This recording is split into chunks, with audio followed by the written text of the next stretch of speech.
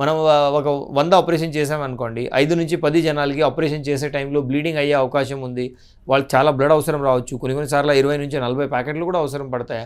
తర్వాత ఈ లివర్ మనం ఈ లోపలెళ్ళి రక్తనరాలు ఉన్నాయి కదా, ఈ రక్తనరాలు మనం కట్ చేస్తాము. ఇది బయటెళ్ళి రక్తనరాలు కట్ చేస్తాము. కట్ చేసినాక లివర్ మొత్తం బయట తీసిస్తాము. తర్వాత లోపలెళ్ళినాక ఈ రక్తనరాలు జాయిన్ చేయాలి. ఈ రెడ్, బ్లూ, తర్వాత పిత్తనల్లి కూడా జాయిన్ చేయాలి. బయటెళ్ళి రక్తనరాలు జాయిన్ చేయాలి. సో ఈ జాయిన్ చేసిన రక్తనరాల్లో కానీ పిత్తనల్లిలో కానీ ఏదైనా మూసిపోయే కానీ అటు నుంచి లీకేజ్ అయ్యే ఛాన్స్ ఉంటుంది. తర్వాత ఈ లివర్ బయట వాడి మన 10 పిల్లలో ఒక కొత్త పిల్ల వస్తే వాళ్ళు ఎలా కొట్లాడతారో సేమ్ అలానే మన బాడీలో బయట నుంచి ఒక ఆర్గన్ వస్తే మన బాడీ రియాక్ట్ అవుతుంది. దాన్ని రిజెక్షన్ అంటాము. ఈ రిజెక్షన్ అవ్వకూడదు అంటే మనం ఏం చేయాలనంటే బాడీ ఇమ్యూనిటీ తగ్గించాలి.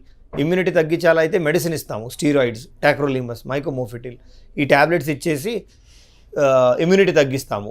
ఇంకా ఈ ఫస్ట్ ఫ్యూ డేస్లో అంటే ఆపరేషన్ అయిన తర్వాత ఇమీడియట్గా ఈ లివర్ మన బాడీతో కలిసిపోవడానికి కొద్దిగా బాడీ రెసిస్టెన్స్ ఎక్కువ ఉంటుంది. సో అప్పుడే మనకి చాలా ఎక్కువ ఇమ్యూనోసప్రెషన్ అవసరం పడుతుంది. ఆ ఎక్కువ ఇమ్యూనోసప్రెషన్ ఇచ్చిన వల్ల ఏమవుతుందంటే మన బాడీ ఇమ్యూనిటీ తగ్గిపోతుంది. బాడీ ఇమ్యూనిటీ తగ్గినాక ఈ లివర్ మన బాడీతో కలిసిపోతుంది.